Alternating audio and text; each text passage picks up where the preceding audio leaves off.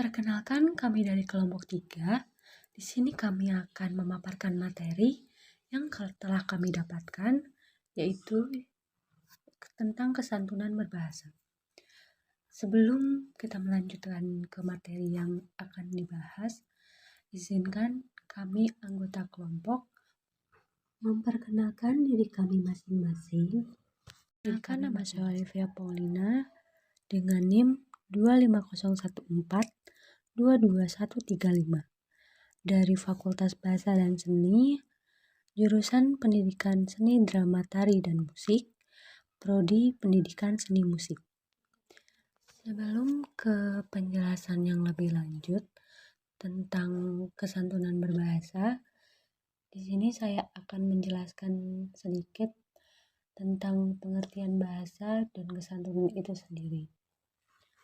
Pengertian bahasa merupakan hal yang tidak bisa lepas dari berbagai aktivitas yang dilakukan oleh manusia.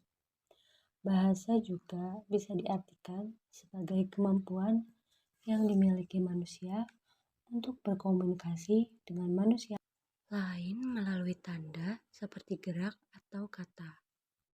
Sedangkan kesantunan merupakan aturan perilaku yang ditetapkan dan disepakati bersama oleh suatu masyarakat tertentu, sehingga kesantunan sekaligus menjadi persyaratan yang disepakati oleh perilaku sosial.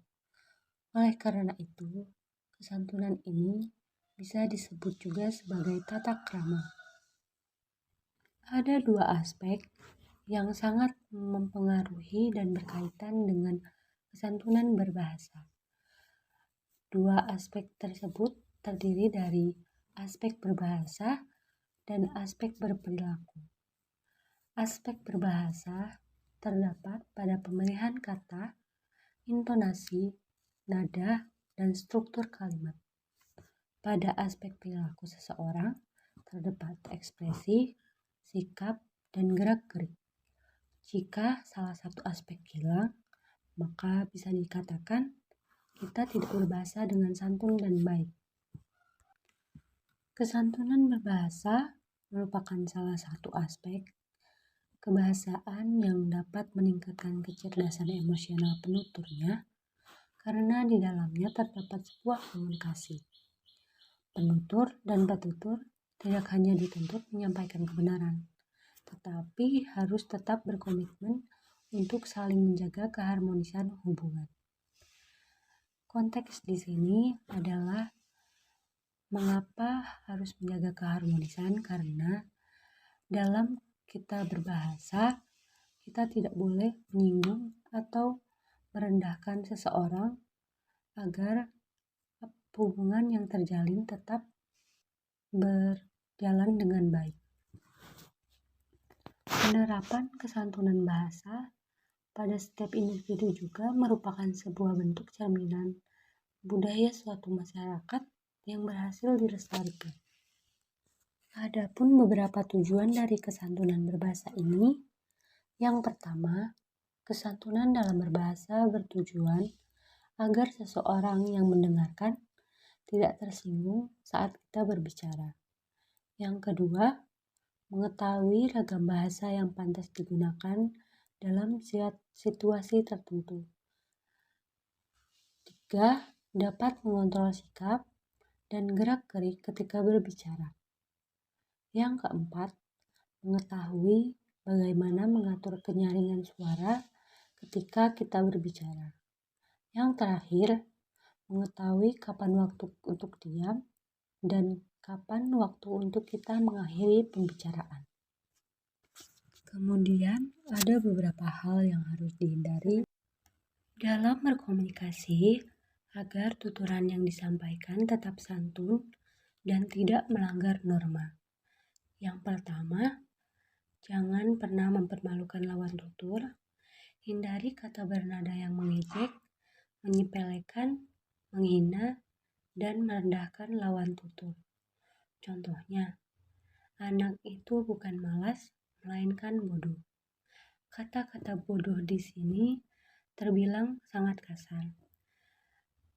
Kata bodoh di sini bisa kita ganti dengan kata-kata Anak ibu sebetulnya cukup pandai, hanya saja kadang-kadang kurang tekun. Jadi, di satu sisi kita memperingati seseorang, tapi kita tetap menjaga perasaannya agar dia merasa nyaman. Yang kedua, jangan pernah menyombongkan diri, membanggakan diri, atau memuji diri di hadapan lawan tutur. Contohnya, anakku memang hebat, selalu menjadi juara kelas dan lulus ujian nasional dengan angka rata-rata 9,5 kemarin.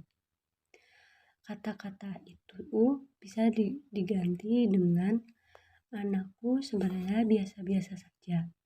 Hanya saja dia tekun sehingga sering menjadi juara kelas dan dalam ujian nasional kemarin dia lulus dengan angka yang cukup bagus. Jadi yang ketiga, jangan menghina atau menjelek-jelekan milik orang lain sehingga orang tersebut merasa tidak senang dan marah. Seperti contoh, motormu yang sudah butut itu buang saja ke got. Dibandingkan dengan kata-kata tersebut, kita bisa menggantinya dengan motormu ini bila dirawat dengan baik, tentu saja tampaknya lebih bagus. Saya pun masih banyak lagi contoh-contoh dari pemakaian berbahasa yang santun. Namun, pada intinya, pemakaian berbahasa di sini jangan sampai membuat orang lain merasa tersinggung dan tidak nyaman dengan apa yang kita katakan. Perkenalkan, nama saya Elsa Putri Safrina dari Prodi Ilmu Politik.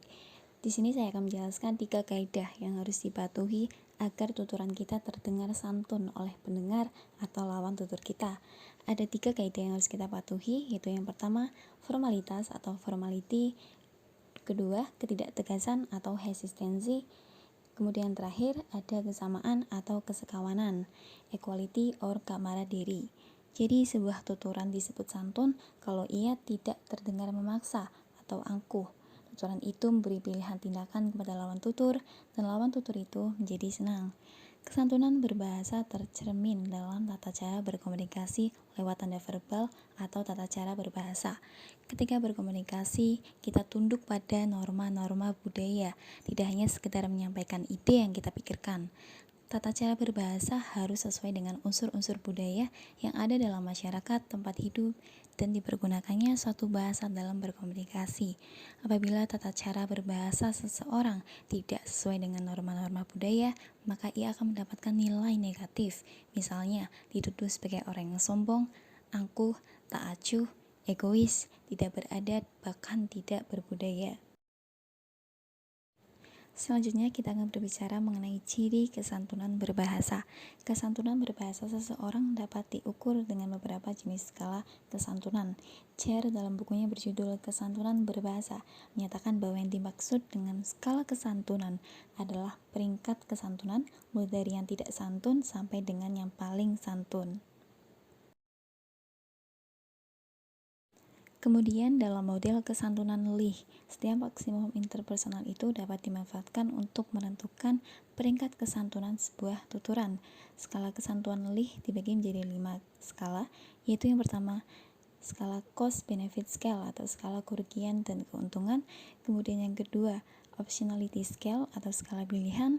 Yang ketiga, indirectness scale atau skala ketidaklangsungan.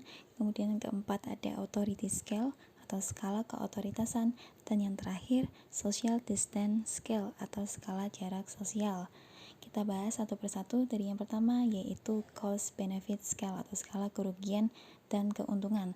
Skala ini menunjuk kepada besar kecilnya kerugian dan keuntungan yang diakibatkan oleh sebuah tindak tutur pada sebuah pertuturan. Semakin tuturan tersebut merugikan diri penutur, akan semakin dianggap santunlah tuturan itu.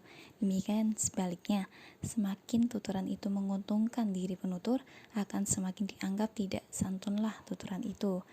Kemudian skala yang kedua yaitu optionality scale atau skala pilihan.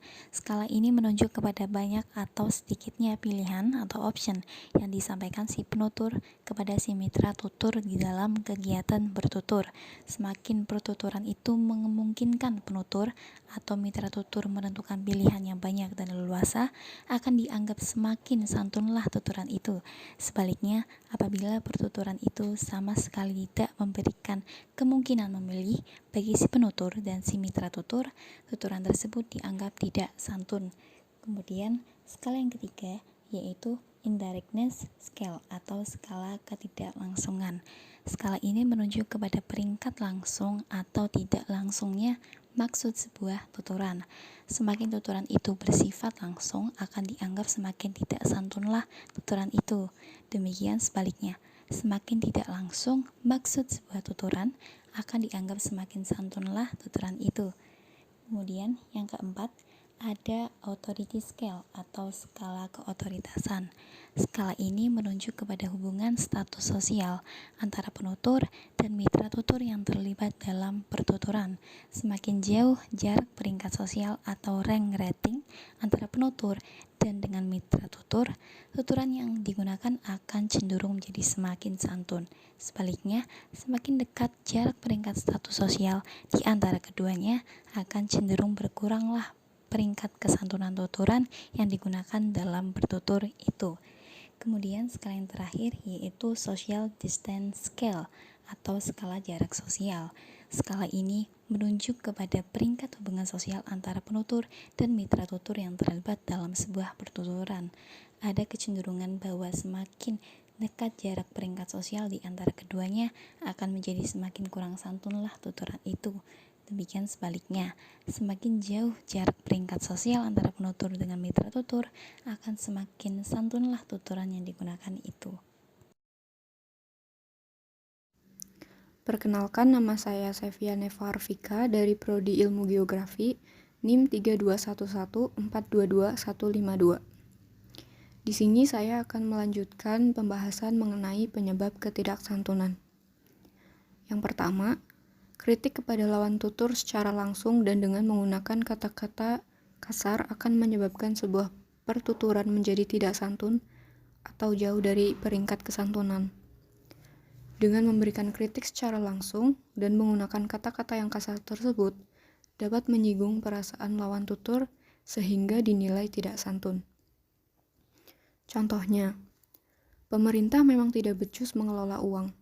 Mereka bisanya hanya mengkorupsi uang rakyat saja. Tuturan tersebut jelas menyinggung perasaan lawan tutur.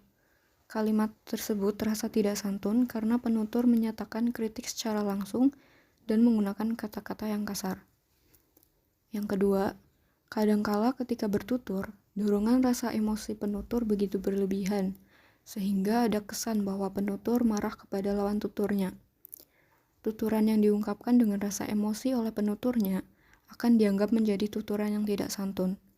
Contohnya, apa buktinya kalau pendapat Anda benar? Jelas-jelas jawaban Anda tidak masuk akal. Tuturan di atas terkesan dilakukan secara emosional dan kemarahan. Pada tuturan tersebut, terkesan bahwa penutur tetap berpegang teguh pada pendapatnya dan tidak mau menghargai pendapat orang lain.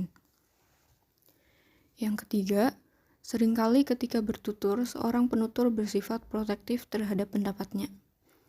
Hal ini dilakukan agar tuturan lawan tutur tidak dipercaya oleh pihak lain. Penutur ingin memperlihatkan kepada orang lain bahwa pendapatnya benar, sedangkan pendapat mitra tutur salah. Dengan tuturan seperti ini akan dianggap tidak santun. Contohnya, silakan kalau tidak percaya, semua akan terbukti kalau pendapat saya yang paling benar.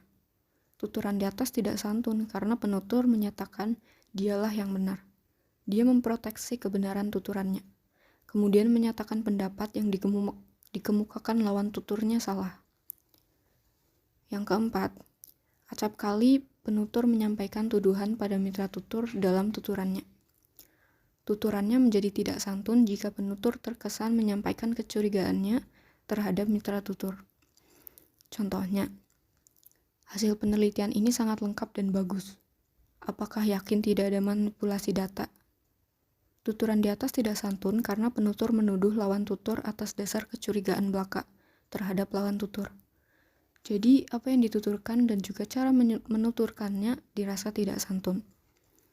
Dan yang kelima, ada kalanya pertuturan menjadi tidak santun karena penutur dengan sengaja ingin memojokkan lawan tutur dan membuat lawan tutur tidak berdaya. Dengan ini, tuturan yang disampaikan penutur menjadi lawan tutur tidak dapat melakukan pembelaan. Contohnya, katanya sekolah gratis, tetapi mengapa siswa masih diminta membayar iuran sekolah? Pada akhirnya masih banyak anak-anak yang putus sekolah. Tuturan di atas terkesan sangat keras karena terlihat keinginan untuk memojokkan lawan tutur.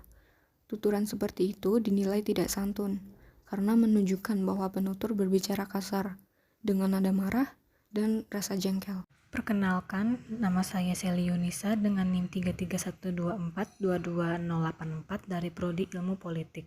Di sini saya akan menjelaskan apa itu konteks. Konteks dapat dianggap sebagai sebab dan alasan terjadinya suatu pembicaraan atau dialog. Segala sesuatu yang berhubungan dengan tuturan, apakah itu berkaitan dengan arti, maksud, maupun informasinya, sangat tergantung pada konteks yang melatar belakangi peristiwa tuturan itu. Menurut Neil Hymes, melalui Chair and Agustina 2004-48-49, bahwa suatu peristiwa tutur harus memenuhi 8 komponen yang disingkat menjadi speaking, yang dimana S itu adalah setting and scene, yaitu setting berkenaan dengan waktu dan tempat tutur berlangsung. Sementara scene mengacu pada situasi tempat dan waktu atau situasi psikologis pembicaraan. P. Participants, pihak-pihak yang terlibat dalam pertuturan bisa pembicara dan pendengar, penyapa dan pesapa, atau pengirim dan penerima pesan. Yang E adalah ends, menunjuk pada maksud dan tujuan pertuturan. A. Act sequences, mengacu pada bentuk ujaran dan isi ujaran. K adalah key, mengacu pada nada, cara, dan semangat di mana suatu pesan disampaikan. I adalah instrumentalities, mengacu pada jalur bahasa yang digunakan, seperti jalur lisan, tertulis, melalui telegraf atau telepon. N adalah norms of interaction and interpretation, mengacu pada norma atau aturan dalam berinteraksi. G adalah genres, mengacu pada jenis bentuk penyampaian, seperti narasi, puisi, pepatah, doa, dan sebagainya. Selanjutnya, konteks terjadinya suatu percakapan dapat dipilah menjadi 4 macam, yakni sebagai berikut. A. Konteks linguistik atau linguistic context, yaitu kalimat-kalimat dalam percakapan. B. Konteks epistemis atau epistemis context, adalah latar belakang pengetahuan yang sama-sama diketahui oleh partisipan. C. Konteks fisik atau physical context, meliputi tempat terjadinya percakapan, objek yang disajikan dalam percakapan, dan tindakan para partisipan. D. Konteks sosial atau social context, yaitu relasi sosiokultural yang melengkapi hubungan antar pelaku atau partisipan dalam percakapan. Kesantunan bahasa atau etika berbahasa adalah perangkat aturan atau norma yang mengatur cara kita berbicara atau berkomunikasi dengan orang lain secara sopan, hormat, dan pantas. Berikut adalah beberapa contoh kesantunan bahasa secara rinci. Yang pertama, menggunakan sapaan yang sesuai. Saat berbicara dengan seseorang, kita harus menggunakan sapaan yang sesuai seperti bapak atau ibu untuk orang yang lebih tua, kakak atau adik untuk teman sebaya, dan sebagainya. Yang kedua, mengucapkan salam. Sebelum memulai percakapan, kita harus mengucapkan salam seperti Assalamualaikum atau Selamat pagi sebagai bentuk sopan santun. Yang ketiga, menggunakan bahasa yang sopan. Saat berbicara, kita harus menggunakan bahasa yang sopan dan pantas tanpa mengandung kata-kata asar atau menyakitkan hati.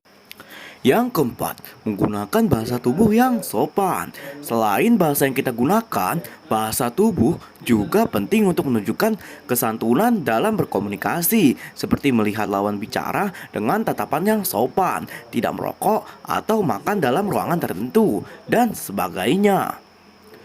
Yang kelima, mendengarkan dengan penuh perhatian.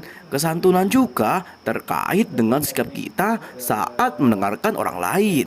Kita harus mendengarkan dengan penuh perhatian, tidak menginterupsi, dan memberikan respon yang tepat. Yang keenam, mengucapkan terima kasih setelah menerima bantuan atau layanan dari orang lain. Kita harus mengucapkan terima kasih sebagai bentuk penghargaan dan pengakuan atas bantuan tersebut. Yang ketujuh, menghargai perbedaan. Kesantunan juga termasuk menghargai perbedaan yang ada pada orang lain, seperti perbedaan agama, suku, dan budaya. Yang kedelapan, tidak mengganggu orang lain. Kita harus memperhatikan lingkungan sekitar dan tidak mengganggu orang lain saat berbicara, seperti tidak berbicara terlalu keras atau mengganggu orang yang sedang bekerja. Yang kesembilan, menghindari gosip. Nah, kesantunan juga termasuk menghindari gosip atau mengatakan sesuatu yang tidak benar tentang orang lain. Yang kesepuluh, menghargai privasi. Saat berbicara, kita harus menghargai privasi orang lain dan tidak bertanya mengenai hal-hal pribadi yang tidak seharusnya kita ketahui. Itulah beberapa contoh kesantunan bahasa secara rinci. Penting bagi kita untuk memahami dan mengaplikasikannya etika ketika berbicara dalam kehidupan sehari-hari untuk menciptakan hubungan yang baik dengan orang lain.